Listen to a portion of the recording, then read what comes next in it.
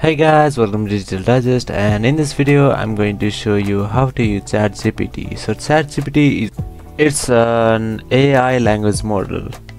So here you load up chatgpt.com and open here you can see the examples that ChatGPT can perform. So it can explain quantum computing in simple terms. You just have to type any prompt and it will just solve it. So I'm just going to check it. Explain quantum computing in simple terms. So it's giving me answers,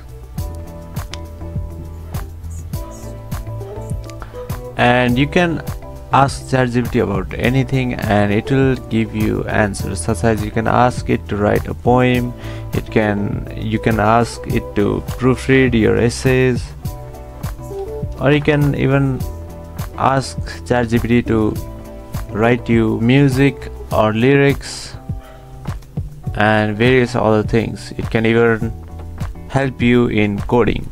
So I have created another video about how to use ChatGPT for coding. You can even watch that to learn more about that, and that's how you can use ChatGPT. And thank you for watching this video, and I'll see you on the next one.